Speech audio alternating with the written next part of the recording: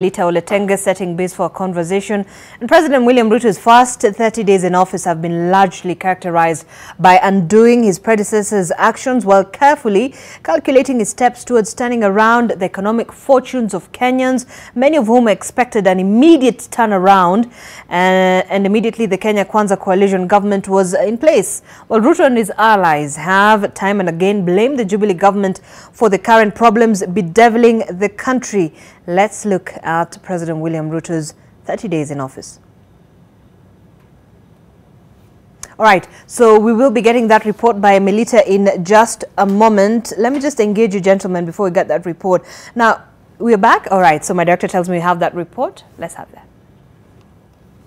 The campaign trail campaigning for the presidency, William Ruto proposed to undertake a review of a raft of policies and measures to curb the high cost of living, which has hit Kenyans hard. The challenge of cost of living is not too scientific. The challenge of cost of living is increasing agricultural productivity. William Samoei Ruto. Immediately after taking oath of office, President Ruto appointed 6 judges, 4 for the appellate court and 2 for the high court, in a move interpreted as undoing his predecessor's hard stand. But he didn't stop there. Ruto also reverted all port operational duties to Mombasa from Naivasha, dismantling plans of a dry port by President Uhuru Kenyatta.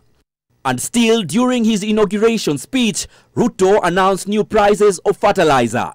We have already made arrangements to make 1.4 million bags of fertilizer available at Kenya shillings 3,500 for a 50-kilogram bag, down from the current 6,500.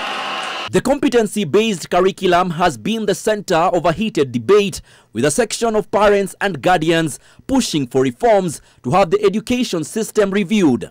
Ruto has constituted a task force to forge a way forward on the matter.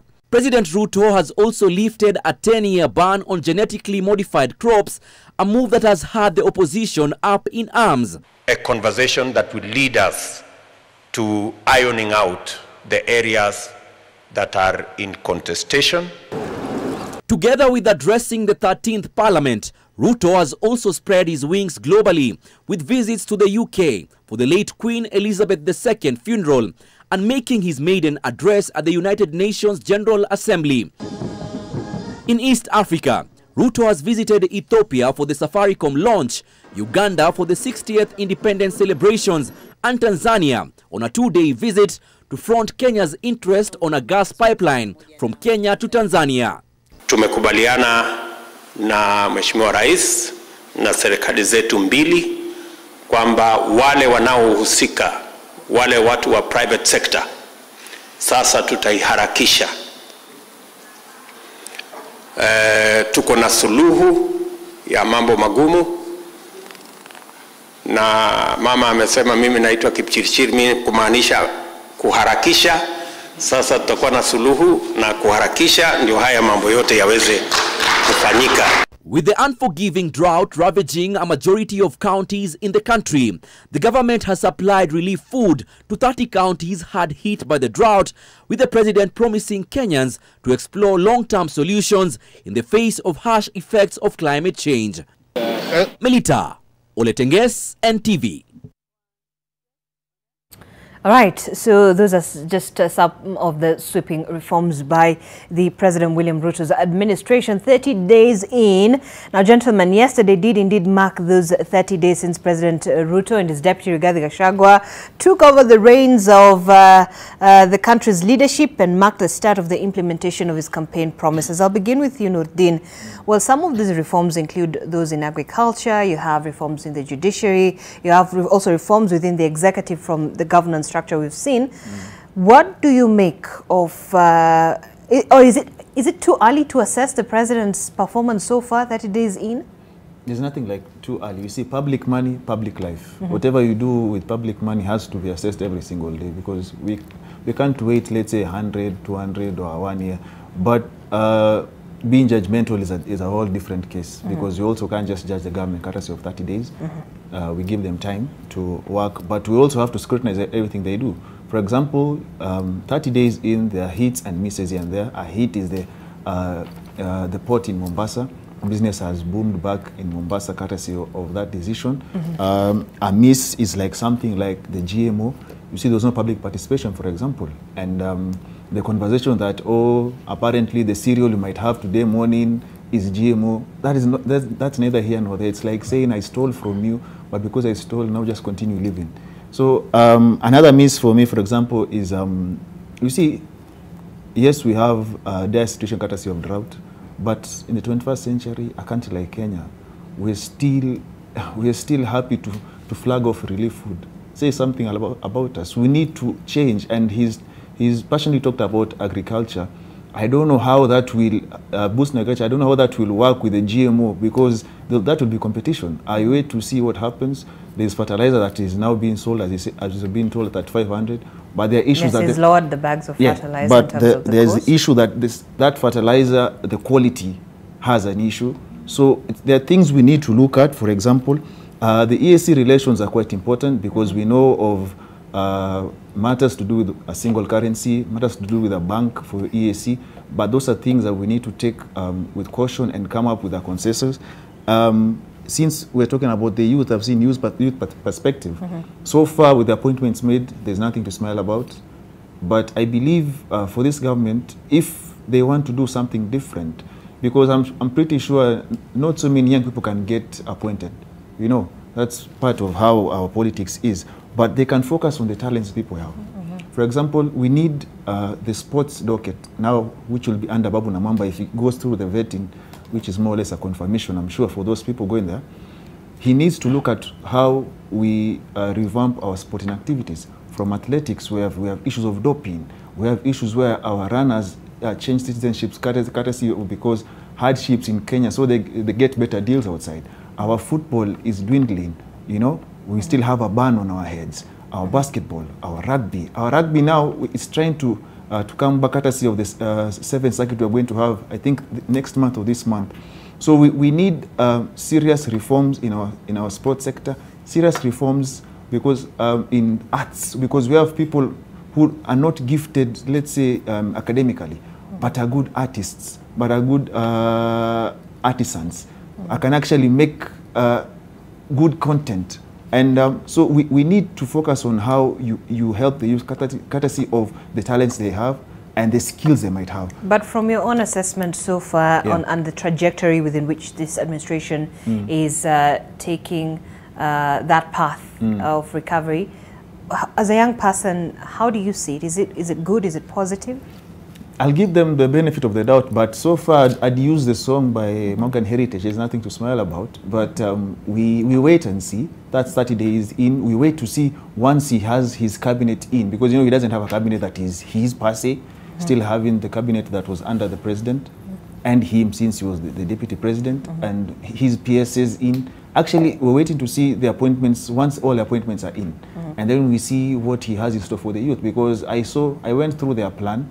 I saw what they have highlighted there. So that will be the marking scheme, where there will be ticks and X's. So in 5 years' time, when he seeks re-election, which Jim says might be a one-term, we are waiting to see. When he seeks re-election, for example, his performance will determine whether it will be a one-term or actually get another term in office. Okay. Yeah. Let's hear from Jim, then we'll get Alpha. So I think this is going to be the most scrutinized government ever. I think they are going to be under the microscope. Because I mean the expectations are quite high. They set us up for this. The expectations are quite high. They I think for the first time we really interrogated manifestos, and a lot of Kenyans know. And if you go to any Kenyan, the first thing that young people are saying is, we are waiting for the hustler fund. If anything, we are waiting for the hustler fund. Let it come today. But I think part of the things that he's done well is the swearing in of the judges. I think that is, you know, that's just the constitution, abiding by the law. His organization of government and nominating his cabinet, I think, other than the fact that we do not have young people there, not a single young person there in that particular list. We also do not have representation of women, equal representation of women or persons with disability. So all the special interest groups that are stated in the Constitution are either not represented or not adequately represented. And then you also have, he has his list, he suggests about 49 state departments, a very bloated government. He's also seeking to reintroduce the CAS position, again, a very bloated government. But he's also telling us that they want, when in his address to Parliament, that they want to introduce a supplementary budget to remove 300 billion from the budget. Now, you're telling us things are hard. We need to actually, Treasury needs to look at the budget and remove 300 billion because we cannot fund it. And then you go ahead and create, let me use his own words, a mongrel of a government, because it is so bloated. You've created so many state departments. You are creating so many CAS, unnecessary CAS positions, which then you lie to us that you want to give to young people. Why not give the actual ministerial jobs to young people? And like I said last time, even the one thing that we can do, which is IT, you cannot give us. Okay, we can't do IT. Even the one thing we know is being youth. You cannot even give us the Ministry for Youth. Then, there was the removal of subsidies on fuel, which he said that subsidy, and we agreed that subsidies was actually going to the pockets of private people, and it is not a sustainable way of running an economy. But he did not give an alternative. He did not say, okay, we're removing the subsidy. In its place, what are we doing? And that's why I keep saying that this economy is actually being run from an office somewhere outside of this country, because these are not moves that are being made by Kenyans. Then we've also seen, as we had mentioned earlier, a lot of state capture. We've seen the DCI resign. We have seen cases being dropped. We have seen the DPP unable to explain why he's dropping those cases. The CBC is being relooked at. And so we have created a task force. But isn't this supposed to happen sort of because we have a new administration? This is a president who has an agenda, certainly, and sees his way within which he expects to implement some of the promises he made during the campaign. And so he deems fit that I need these, officers in line. I need, these are the people that I want next to me. So isn't this in line within, his agenda? I think part of a good CEO, when you walk into a company and realize things are bad, you don't immediately start hiring new people. You look at what do I do with what I have to achieve what I need to get. Because right now, we are in critical intensive care unit. All we need is how do we just get out of this period, and then we can start all the fancy things that we want to do later on. You cannot at this particular point start creating task forces to look at the CBC. When you have KICD, which is funded by government, sitting pretty, which are actually the people who led and were at the forefront of creating the curriculum, competency-based curriculum. But then you say, forget this KICD, let's create a new task force, again, funded by taxpayers' money.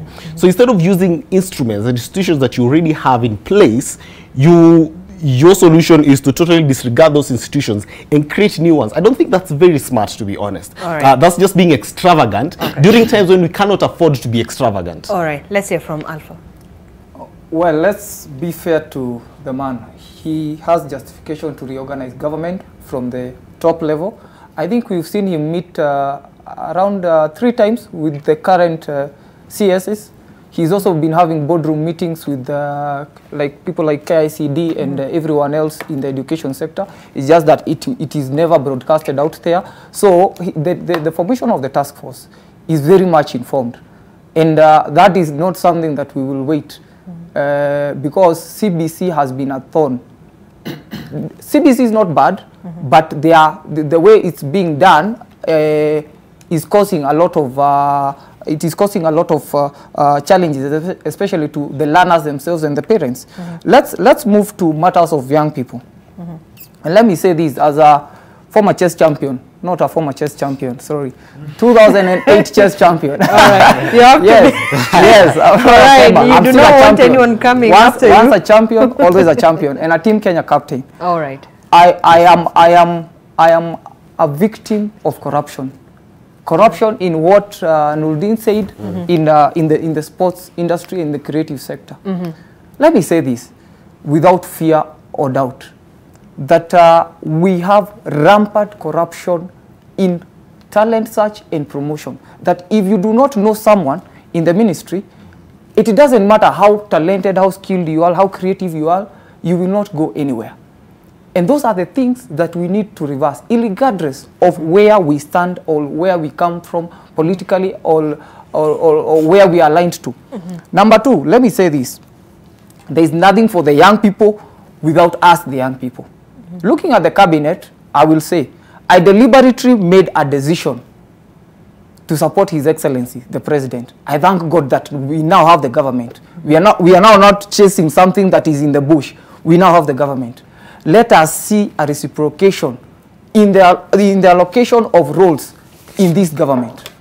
And I'm not saying that his cabinet is ill-advised, but we need to see moving forward. For example, the Ella seat. Let us give 3 young people and 1 out of the 4 slots that have been allocated to UDA. Yes, because that one you do not need those high profiles. You know, I looked at an advert for a driver in the ministry, and so that you need 15 years experience. And I'm asking myself, you mean I cannot even drive myself? You need 15 years experience to be a driver at what level? I mean, some of these laws, and I thank His Excellency, during the NSC bell ringing, he said this, that we do not exist to serve laws. Laws are there to serve us, the citizens. And if these laws are bad and they are not working for us, let us do away with them or let us repeal them. So on that is a big hit when it comes to youth, the youth agenda. Number 3, let us talk about the digital superhighway. My friend Nuruddin has mentioned about or is it Jim? That if we are not even qualified in the Ministry of Youth as youth to lead ourselves, then where else can we be? Well, I know it is in His wisdom that He did that. However, how so? However, I must say this. I struggle to find. No. No. I must say this. I have had very senior citizens who have supported our youth agenda together, and I have had my fellow youth who have fought our youth agenda. Yes, let us be honest. You've had your father who maybe have believed in you and supported you in 2 ways. You've had your brother who's been fighting you. He's your peer, but he's fighting you. So let us give him time, and I know within 18 months, if you do not perform, you're out. His Excellency is thorough and he's a pusher. And I know those who are not going to perform. However, moving forward, on these slots that are remaining, and especially the ambassadorial, leave alone the board directorship. We cannot be ati kazi yetu ni huko chini, kazi yetu ni kubeba mabango huku na kusimama huko nyuma. You know, I looked at the panel, and I have to talk about this. I looked at the panel that was seated at the NSC, pale mbele, and I asked myself, you mean there is no youth with some brains who can sit in that panel? All are senior citizens above 45. You see, those are the things that we need to change. And His Excellency need to be very deliberate in putting the young people, as we fight for our space, putting the young people in line of success. But do you think the young people in this country are really pushing to have that kind of representation within those particular spaces and offices? Let me say this, and that's where now we should agree, regardless of our political alignment on anything, that we, the young people, need to be supportive of each other's roles.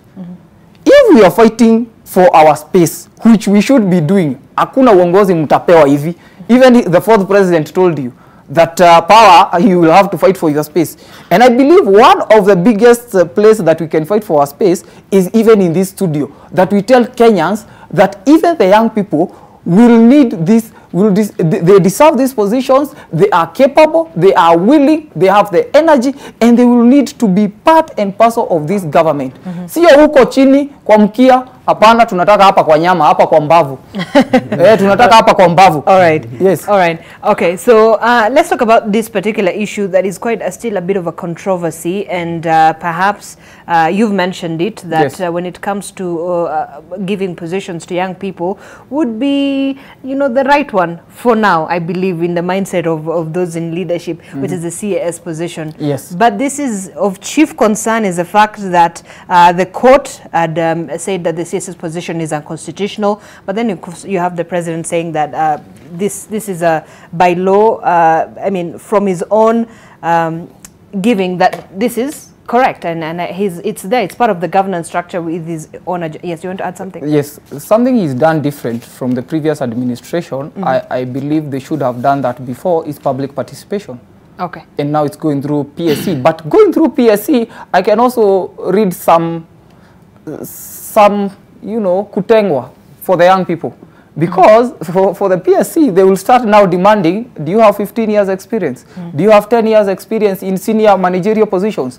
I mean, we don't have, but we have the rest of the qualifications. So I think that is the only, how they put it in terms of the modeling and the recruitment, because a CAS position is more so a political seat. It's a political seat. Yes, you will be required to be even answering questions in Parliament when your CS is not available. It's not the PS who will be going there. The PS now will be the technocrat and the chief the chief accounting officer as per se qua ministry. However, let me say this, that we, the young people, we will just need to be united, even as we claim for our share in the Kenya Kwanza government. I don't know about the opposition, whether they are claiming their share. I don't know about them, but we as the young people, and I repeat, we must be purposefully united in this cause. Okay. Yes. Jim. Yes, Nurdin. Matters to do with the CAS. It has nothing to do with the youth. It is all about rewarding friends who have failed in their quest to become either an MP, a governor or senator, or those who stood with him during the time they called persecution. So that has nothing to do with the youth, and you will be surprised to see not many who will get those positions will be youth. But at the end of the day, I believe we should have learned lessons, or this government should have learned lessons after the previous government. You see, the Uhuru administration was the first government, proper government, after the 2020 constitution. So it still had a hangover of the old constitution. That is why everything it was doing, there were court orders against some implementation of things that were called unconstitutional. So seeing that high-ranking officials of this government were high-ranking officials of the other government should have learned a thing or two. For example, this CAS seat is unconstitutional. No amount of public participation will change that fact. Because at the end of the day, it is a political rewarding scheme that we really don't need. We're talking about a ballooning administrative structure. Why do we want to spend more money on that? Because at the end of the day, this CAS seat, you are at the mercy of the minister. When you're being told go represent A, B, C, D, or if they don't allocate anything to do, you just sit at the office. I don't believe we really need these positions. Now, there is something he talked about. They are fighting for their space and et al. When you read Lee Njeru's book, he talks about political cousins. That these politicians are political cousins. In that the jackal, the dog, all hunt together and they can hunt against you. You see the thing with, and I'm sure since you've hosted these sessions on Friday, many of them, the problem with the young people in this country is one. Everyone wants to be the youth leader. When you come together, I'm the chairperson. Before an agenda. So there is no common agenda. That is why these political cousins exploit that avenue. They divide you. Because if you look, for example, at, let me use Kenya Kwanza. If you look at Kenya Kwanza, as it stands right now, their youth Congress doesn't have a chairperson. But there are those who are claiming to be the chairpersons of the youth Congress. When you go to any other party, you will find there's a struggle for power. And that is the problem. The focus is on power, not on what we need to implement as the young people. And they need to learn a thing or two from other countries. For example, they will never get, you know, the youth in Kenya, when you help form a party, because the party most of the time is formed by the youth, because they're the ones who popularize it, who run everywhere with t-shirts and everything. When a party is formed, you are given a youth wing, and you are thrown there. When the party organ wants to make serious decisions, ask yourself a question. Are you consulted? Are you called for the meeting? If no, then your duty is as a vuvuzela, a t-shirt, and noise. And that is where they need to start from, so that we realize what this space you are creating, because you can be creating a space in inertia. You're saying, oh, you're creating your own space, but you're just making noise, and they know this noise will end up nowhere. And to make that noise come down, they pick one person from you, and they tell you this person represents you. You know, we just talked about how the youth docket, the cabinet nominee isn't a youth. But during the campaigns, I remember vividly, I think they were in Nairobi. There was Sad Samuel, if I'm not wrong. And Sakaja, he himself, the governor of Nairobi, asked the president, because Azimio had promised the youth 4 slots in the cabinet. He told the president, remember, we don't want 4 slots. We just want one ministry to deal with our affairs under a young person. Now, if that can't be granted, and you're waiting for a curse, which is unconstitutional, you're waiting for a PS, at the end of the day, you'll get those 2 appointments in boards that really don't matter, which is sad. So I think the youth need to evaluate their space and understand that we have challenges that need to be addressed. Okay. And the only way we address them is if we are united. The selfish interests that are usually there, that everybody wants to be the chairperson or the youth leader of the group, have to come second. First, have an agenda, because without an agenda, the political cousins here will always scatter any union. Because if today the youth were to decide we are together, they produce a president easily. But they don't even vote. Let's start from there. All right. Jim, do you agree with the fact that the young people do not have an ideology that brings them together when it comes to representing their interests? I have listened here and I have grappled with this question for a long time. I've worked in the youth space for the last 6 years, in the civil society space across this country.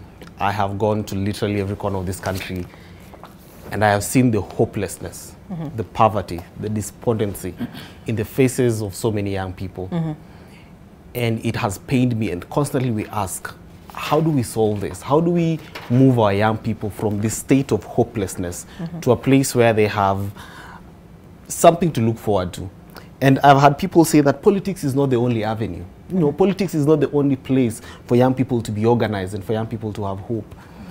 But if anything that is, you know, they say the personal is political.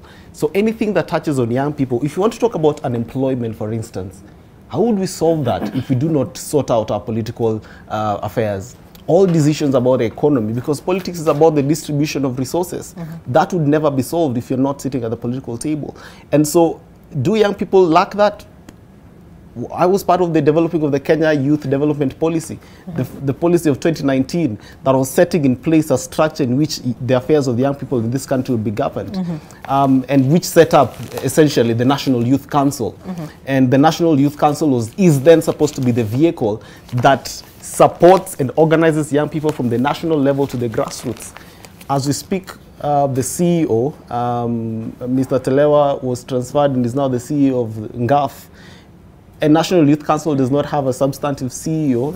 The Public Service Commission has not advertised that position. And that is supposed to be primary vehicle. But one of the things that we'd ask is that this particular was supposed to be an independent office that would be funded directly from government. But as it is not. It is under the ministry, formerly Youth and ICT, and it was like a sub. It is not even a state department. It is something. It is an amorphous institution that exists within that institution, and that the funding doesn't even come. And so that, because these are anything that we talk about how to solve it, that needs to be in the context of a policy. And so the youth policy of 2019 is the vehicle through which you can organize the youth space. And a lot of us, a lot of young people across this country came together and put that policy together. But it has been frustrated time and again by not being funded, now not having a leader and a CEO to actually lead it. And we do not even know if it will be a young person who will be CEO of the National Youth Council when it comes to it. Not youthful, young. You know, but we had that conversation youthful earlier. is not even in the Constitution. The Constitution does not know the word youthful. But number 3, if you look at even how we've organized young people in political parties, for instance, it's, you know, the political party wings are not well funded, not funded at all. Young people are left at their own devices. We have young people who worked in political youth wings. I can name so many of them in ODM, in ANC, who have worked in those parties forever. And not once have they been rewarded. The so-called, we're calling political rewards, that reward happens to the political cousins, as it is called. Those who put in the sweat and blood, those who organize. Young people are the centers of organization for all political parties. When they want to organize, Vijana Fire, when they want to go to Kibera, when they want to go to the CBD, their first point of organization is where the young people, where the young people with the boda bodas, they're the ones in front. And mostly the campaign-driven agenda has always been the young people. We want our young people. This is youth-aligned. This is, you know, our campaign is aimed at, you know, young people being able to progress in life and all these things. But when we come into power, is that the reality? That is a question we need to ask. So we've run out of time. So very quickly, 30 seconds. The biggest impediment and the so-called political cousins know is the economic empowerment of the young people. They know without resources, you will be unable to do anything. You cannot hold up a press conference at Serena. You cannot organize yourselves to even attend. Utaenda hustle industrial area ama utaenda kuungana kwa maandamano. You see, so they know. But for them, most of them, they've been in government for over 30 years. Some of them have rooted and now are coming back to use the same to buy themselves to power. Okay, yes, very quickly, Nurdin, as you wind up. If I forget to mention this, since we're talking about the youth, that one of the trending topics was interns. We have a problem with how the youth who are interns, most of them suffer in these situations. There is a bill in Parliament that was in the last Parliament, 12th Parliament, Public Service Internship Bill 2021 under Naisola Lesuda. She is yet to bring it back courtesy of the new Parliament. We hope it comes to fruition because under Section 3, the objectives would actually solve the issues of the interns who are suffering and who actually find themselves in a quagmire courtesy of the story that has been telling of the Nkata story, the people story. So we need to solve the internship situation so that when we talk about the youth, like he said, it shouldn't just be about political rewards. Those who are focused on academics or academia should also find a niche or a place where they can place their credentials. I mean, it's a whole broad conversation. It's not just the issues of politics, governance, and those particular areas. I mean, we have young people across, you know, different sectors in this country, and we must put that into mind. And I think perhaps we should be having this on a much deeper conversation, and I will invite you gentlemen to come for that. But thank you so much for coming this morning. Alpha, we've run out of time. My director will not allow me. No, my director will not allow me. Alpha, thank you, but I'll bring you back and then we'll talk about that. Alpha Maura, UN youth diplomat and youth advocate, and by the way, I wish you all the best in your bid for the ELA seat. All right, Jim India, political and governance analyst, and Nurdin Kagai, advocate of the High Court. Thank you so much, gentlemen. This is M Live, but in just a moment, your morning fix radio meets TV will be coming up shortly. You do not want to miss that. My name is Zainab Ismail. Let's continue having this conversation online. The hashtag we're using is M Live NTV at NTV Kenya at Zainab Ismail. Have yourself a good morning and lovely Friday and weekend ahead.